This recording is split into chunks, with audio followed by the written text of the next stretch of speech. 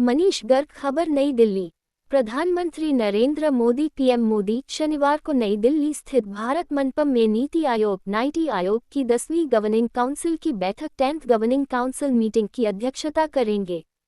इस वर्ष की बैठक का मुख्य विषय है विकसित राज्य से विकसित भारत एक्ट 2047, जिसमें राज्यों को केंद्र में रखकर भारत को एक विकसित राष्ट्र बनाने पर चर्चा होगी। बैठक में विकसित भारत एक्ट 2047 के दृष्टिकोण पर चर्चा की जाएगी।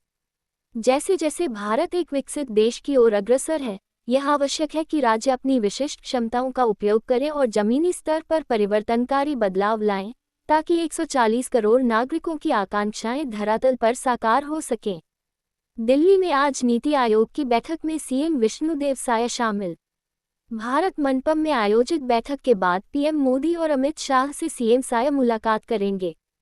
विकसित राज्य विकसित भारत थीम पर बैठक में छत्तीसगढ़ समेत सभी राज्यों के सीएम होंगे शामिल। मध्य प्रदेश से सीएम डॉक्टर मोहन यादव भी इस मीटिंग में हिस्सा लिया और कहा यहाँ राज्यों के विकास की नीति पर मंथन होगा।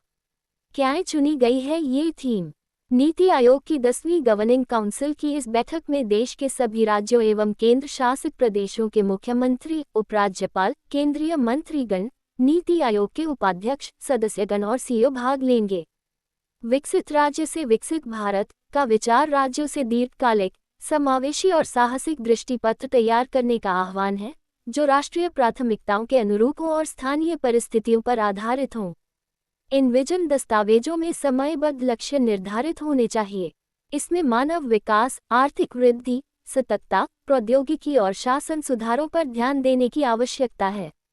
डेटा आधारित कार्य प्रणालियों, परिणाम आधारित परिवर्तन, परियोजना निगरानी इकाइयों, सूचना और संचार प्रौद्योगिकी युक्त अवसंरचना तथा मूल्यांकन और निगरानी प्रकोष्ठों की सहायता से जवाबदेही सुनिश्चित की जा सकती है।